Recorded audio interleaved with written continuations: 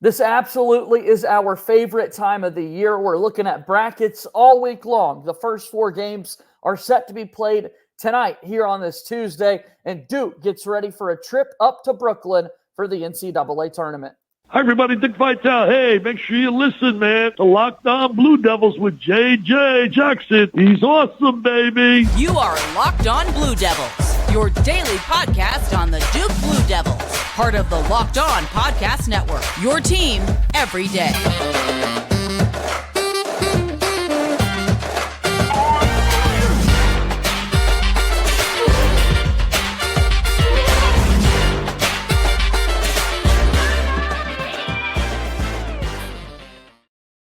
Hello, everybody, and welcome into another episode of the Locked On Blue Devils podcast. My name is JJ Jackson, the host of this fine show. Thanks so much for making us a part of your day here on Tuesday, March 19th, 2024. Locked On Blue Devils is your one-stop shop for everything that you need to know regarding Duke athletics, with an emphasis right now on Duke men's basketball as they get set for the NCAA tournament coming up this weekend. Duke is a 4 seed set to take on Vermont. Tip of the cap and a shout out to the Duke women's basketball team, a 7 seed in the NCAA tournament, set to take on 10 seed Richmond a little bit later this weekend as well. Best of luck to Carol Lawson and the Duke women's basketball team ahead of what will be an exciting week of hoops here for the Duke Blue Devils. On today's show, we're going to talk a little bit more about this seeding for Duke basketball. Our pal Kevin Conley, the site expert for Ball Durham, will be back by to talk all things Duke hoops and a whole lot more. If you have not done so already, please be sure to follow and subscribe to Locked On Blue Devils for free, wherever it is that you get your podcasts. Take a moment, leave us a 5-star rating and written review. The algorithms really love those written reviews, so if you take a moment to type one of those out, I will be incredibly appreciative, as will the rest of the Locked On Blue Devils community. We want to continue to be there for you each and every day. Also, be sure to watch us on YouTube. We are so close to 2,000 subscribers and cannot wait to celebrate that milestone with all of you guys. Like this video, share it with your friends, subscribe to the channel. I want to give some love to folks that subscribe to our channel, so make sure that you do that as well. So let's bring him on in. A fun episode here on this Tuesday of Locked On Blue Devils. Kevin Conley is back with us, and what a fun week it is. I can only imagine your last 24, 48 hours, Kevin, have been spent, like a lot of America, really trying to look at this bracket thoroughly, second-guessing yourself time and time again. I mean, we love this time of year. This is the best time of year. This is what we always look forward to from November on. And now it's finally here and finally ready to get into it and talk about Duke's draw. They're going up to a part of the country that they're very familiar with, an arena that the program has had a lot of success in the past couple of years. So despite bowing out of the ACC tournament earlier than anybody expected, although you have to tip your cap to North Carolina State, who eventually won the whole ACC tournament. Feel pretty good right now about Duke, I think. Kevin, it was only the second time this season that we saw back-to-back losses for Duke basketball. They lost the regular season finale on senior day at home to North Carolina, and then to your point in the quarterfinals, lost to NC State. It's time to flush that away, move on to this game coming up on Friday. But let's be real here. What were some of the concerns over these last two games? What needs to be addressed and identified going into the NCAA tournament for Duke? Well, I think number one is the starts, right? You can even go back to when Duke defeated NC State in the regular season in Raleigh. I think what they get down 9-12-0, yeah, or something in that game before second coming back. to last game of the regular season. Yep. Yeah, and then coming back, and they eventually took a lead before halftime, and then went on to win the game going away. Obviously, it's well documented the start against North Carolina in the finale at home. Terrible start in that one.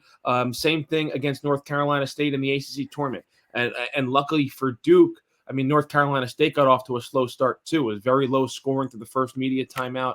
I think neither team was really able to score over the first 3 minutes of that game. So the starts really have been concerning over the last couple of games for this Duke team. But I think the most concerning thing to me was that there just wasn't any hustle. There wasn't any fight.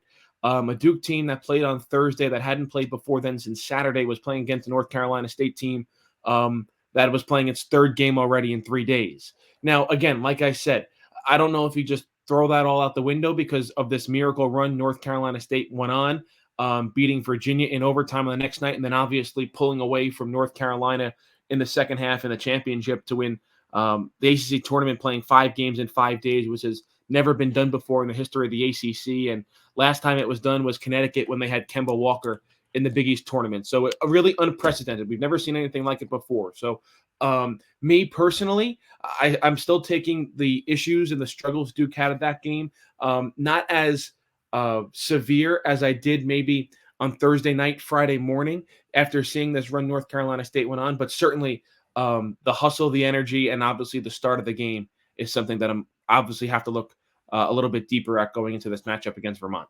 Yeah, we certainly love the overreactions that happen as soon as the game goes final and the days that follow. But I think people are kind of getting the opportunity now to reset, as at this point, we're closer to the round of 64 game in the future than we are looking back on the past at that NC State game in the quarterfinals. So definitely need to turn the page and look at, okay, what does this look like for Duke basketball as they get set to take on a Vermont team on Friday in Brooklyn. So before we even get into game previews, before we even look a little bit more at the bracket in that South region, I want to talk a little bit more about this Duke basketball team fixing those slow starts and then having your best players step up at the perfect time of the year. What does that look like for Duke? If Duke starts a magical 6-game run here to the 6th national championship in program history, what players are stepping up? What do you think that looks like, Kevin?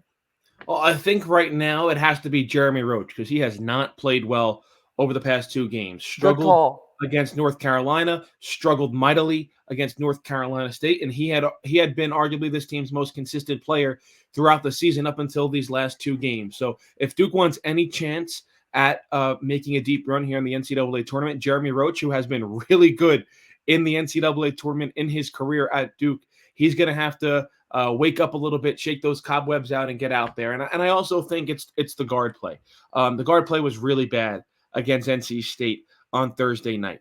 Now, obviously, Jared McCain has to get stitches, and it seemed like he just didn't have that energy. And I'm guessing you're not going to have a lot of energy when you have to get stitches in your face about a half an hour before tip-off. And John Shire did say that he also just didn't see that same energy and jump in the step of Jared McCain like he normally does, and he thinks those stitches had a lot to do with it. But Tyrese Proctor has to step up as well. Mentioned Jeremy Roach. Against Vermont, though, specifically on Friday night, I think it's going to be a big Kyle Filipowski game. He has by far the size advantage inside. I think the biggest player on Vermont that is in their rotation is only 6'9", so Flip has 3 to 4 inches on him regardless.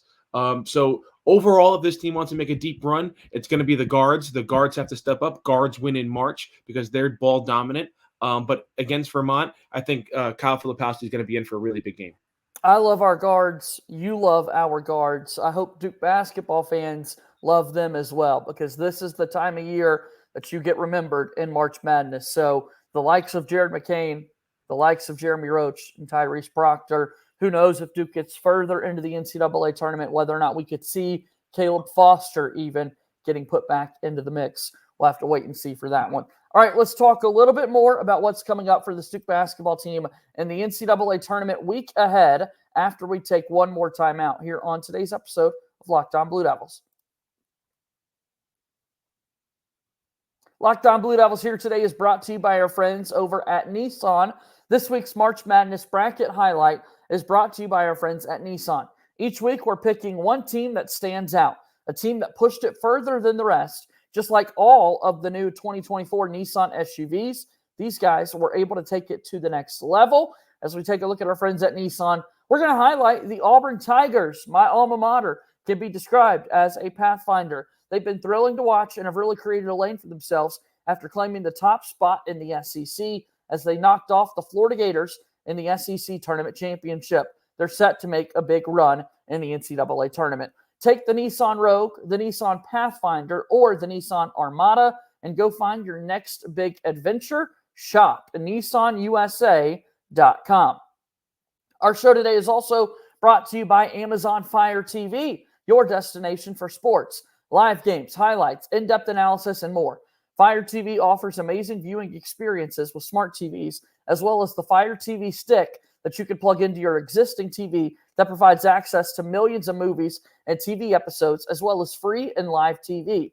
Fire TV recently created Fire TV channels to deliver a constant supply of the latest videos from your favorite sports brands, all for free. That includes all of us at Locked On and most of the big pro leagues and college conferences as well. On Amazon Fire TV channels, you could see Locked On Blue Devils and all the other Locked On college shows, as it lets you dive in to all the game analysis, highlights, and more to keep you up to date on all the latest in the world of sports, March Madness, NBA, MLB, and lots more. Not to mention great news, entertainment, gaming, travel, cooking videos as well. Check out Fire TV channels on Fire TV and Alexa devices. If you haven't checked out Fire TV channels, you should. Trust me on this. To learn more, go ahead and visit Amazon.com/LockedOnFireTV.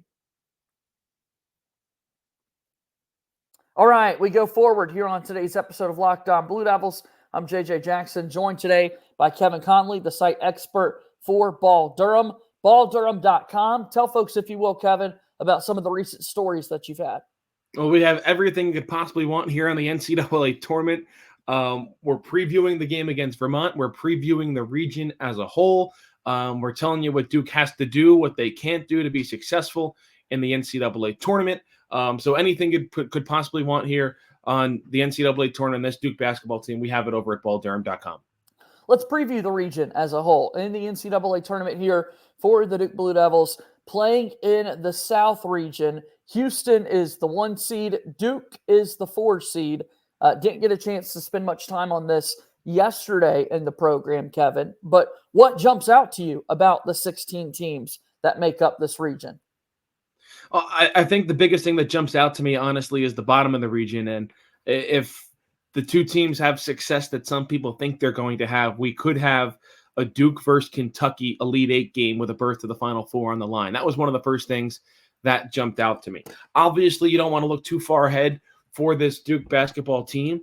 I think a trendy pick is going to be James Madison over Wisconsin in a lot of people's brackets, and that could potentially give Duke playing 2 double-digit seeds to try and advance to the second weekend. Now, Wisconsin certainly exceeded my expectations in the Big Ten tournament. So obviously they could come into Brooklyn and defeat James Madison, who I think a lot of people know is a really good mid-major, because they were really the first mid-major to make waves this year by defeating Michigan State in East Lansing on opening night. Wisconsin really struggled over the last 3 weeks of the regular season. A victory over Rutgers, and then in the Big Ten tournament, obviously they go all the way to the championship game and lose to Illinois in the final couple of minutes. So it seemed like they had turned a page here in the Big Ten tournament. We'll see if they can carry that over into the NCAA tournament. And then obviously you have to talk about top-seeded Houston. Now, they really have been the model of consistency all season, along with a program like Connecticut and Purdue. But boy, did they get run out of the gym in the Big 12 tournament championship game against Iowa State. And I think Iowa State's one of the most underrated teams in the country. But the biggest thing about Houston is if you're able to limit their scoring, they're not a team that's really going to put up 80 to 85 points against you. They want to play it in the 60s, in the 50s. And man, Iowa State really just took it to them. They were a hot shooting team. Their defense was great. And if Duke advances, they could be having to face Houston in Dallas in the Sweet 16. Yeah, in that South region as well, the 8-9 game features Nebraska and Texas A&M. Texas A&M went on a bit of a run in the SEC tournament. They were one of the last few teams that actually made it into the NCAA tournament field. And then, of course, we've got a program in Nebraska who's never won an NCAA tournament game before. Texas Tech is the 6th seed. NC State, they're at the 11th seed. It's always interesting to see if any other teams from your conference wind up in the same region. But a lot of people think the top teams are going to move forward in the South region of play. But Kevin did want to highlight some of those lower teams that might not make deep runs to the Elite Eight or Final Four, but could be tough tests in those early weekends, right? Yeah, absolutely. I mean, you never know what's going to happen in the NCAA tournament. You go back, 2 years ago when St. Peter's goes to the Elite Eight, Fairleigh Dickinson beats Purdue last year as a 16 seed. Who knows? Maybe Longwood is going to upset Houston, or Western Kentucky can take down Marquette, who's the 2 seed. Yeah, you never know what of these higher seeded mid-majors could make a run and be Cinderella in a given year.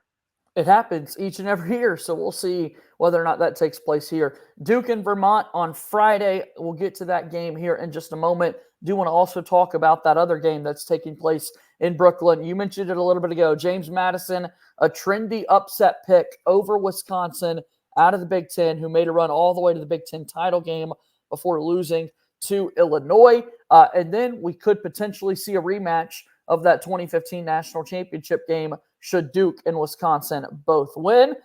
Notably, I noticed Jay Billis likes Wisconsin over Duke in his bracket there in the round of 32. Not seeing very many people from the National College Basketball expert level seeing this Duke team get beyond the Sweet 16, but could be some interesting matchups here in this opening weekend, whether it be Wisconsin or JMU for the Blue Devils, should they beat Vermont.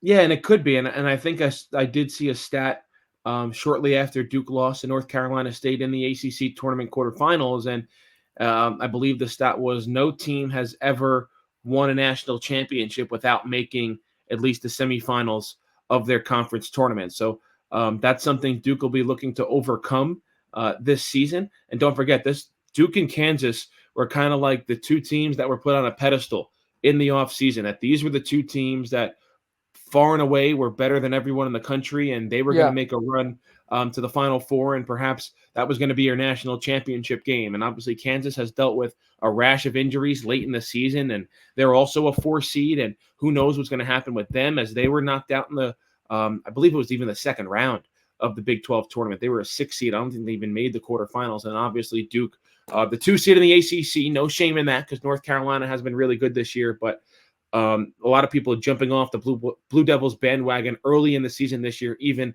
as they steadied the ship on the year and started rattling off victory after victory. It feels like people just can't get past those 2 losses to North Carolina in the regular season to try and get this team over the hump because they've struggled sometimes against better competition this year. All right, so we have got Duke and Vermont coming up on Friday in the NCAA tournament.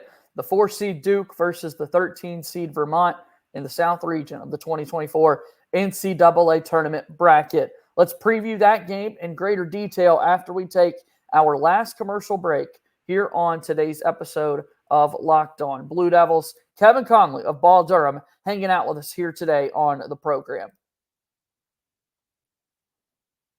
Locked On Blue Devils here today, brought to you by our friends over at FanDuel. That's right, the NCAA tournament is here, so say goodbye to busted brackets because of FanDuel that lets you bet on every game of the tourney. Whether you're betting on the big upset or a 1 seed to go all the way, it's time to go dancing on America's #1 sports book. Right now, new customers get $200 in bonus bets if your first $5 bet wins. That's $200 to use on point spreads, money lines, so much more. And you can even use that money to pick who's going to win it all. Right now, just visit FanDuel.com/lockedon, FanDuel.com/lockedon, LOCKEDON, and bet on college hoops until they cut down the nets. FanDuel, a proud sponsor of Locked On Blue Devils. Final few moments here on today's episode of Locked On Blue Devils. JJ Jackson, joined today by my pal Kevin Conley, the site expert for Ball Durham. All right, Duke and Vermont, the Blue Devils taking on the Catamounts. What all do we need to know about this matchup, do you think, Kevin?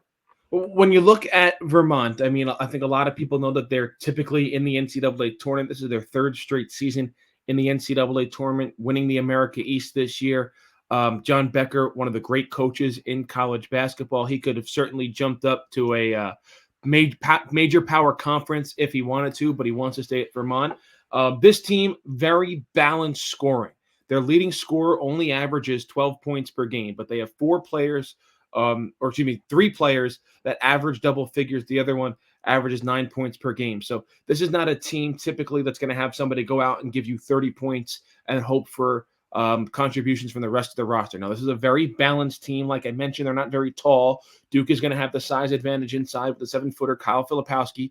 TJ Long is their leading scorer. It's a team that does take a lot of 3-pointers, which can be scary. They make about 34% of those 3-point attempts. So I think there's a couple of things that Duke is going to want to key in on and try and run this Vermont team off the three-point line and make them uncomfortable. They also want to play at a very slow pace. They're very similar to the pace of play that Virginia has. And everyone knows, at least how I feel, I think the rest of the fans of the ACC feels about watching Virginia. And we know what Duke did to Virginia a couple of weeks ago in Cameron Indoor when they made it fast-paced, they made it up and down the floor, and they made a lot of shots. And they blew Virginia out of Durham and back to Charlottesville. So I wouldn't be surprised early in this game if Duke, in order to try and get a better start, which they haven't had in their last three games, and also try to make Vermont uncomfortable if they want to dictate the tempo and make this a track meet early on.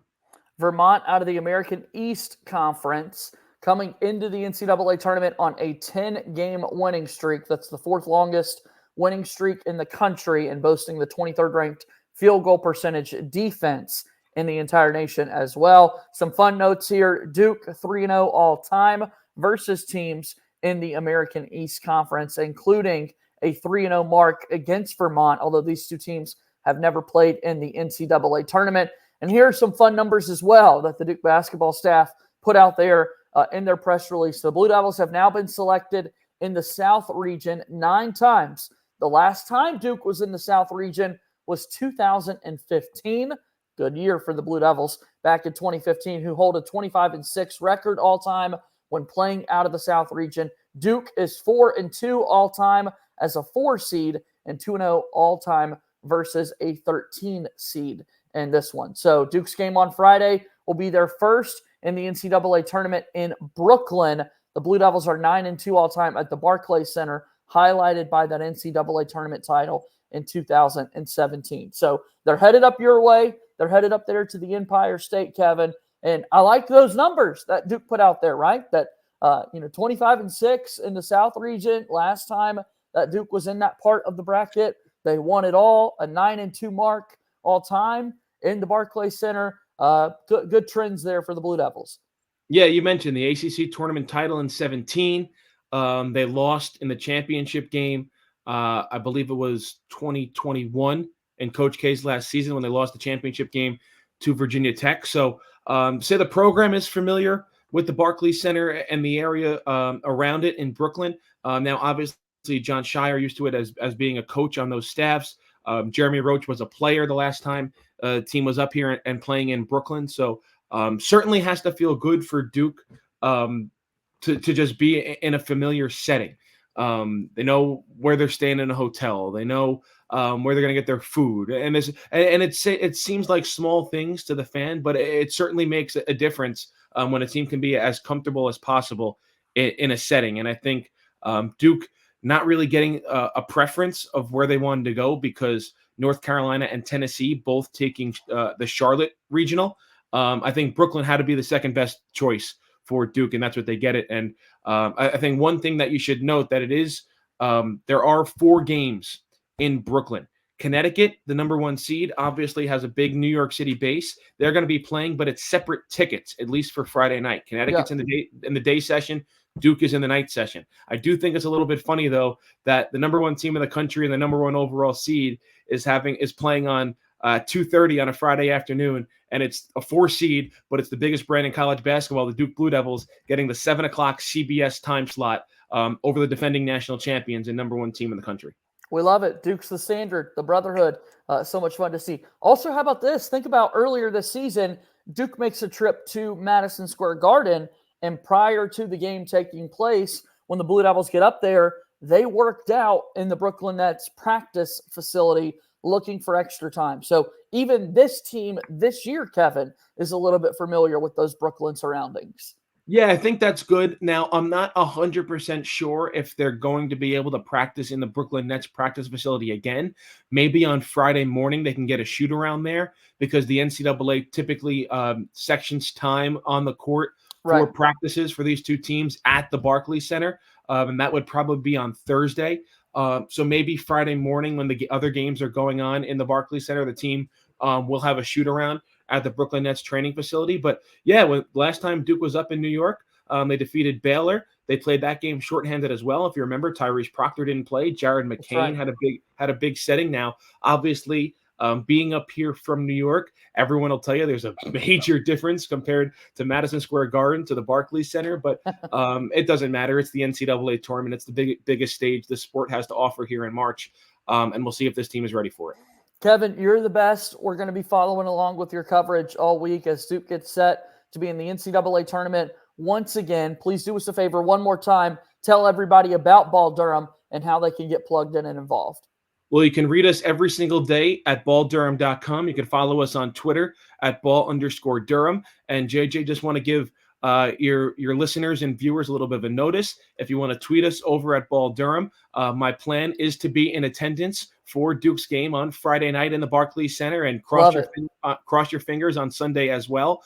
So if any Duke fans able to see me walking around the Barclays Center or anything like that, don't be afraid to say hello and certainly cheer on the Blue Devils together. Yeah, you're going to recognize this face. I mean, hell, he's been coming on the show every single week for years now at this point. So Duke fans up there in the Empire State, or folks that are traveling to Brooklyn for the game, if you see Kevin, be sure to say hello.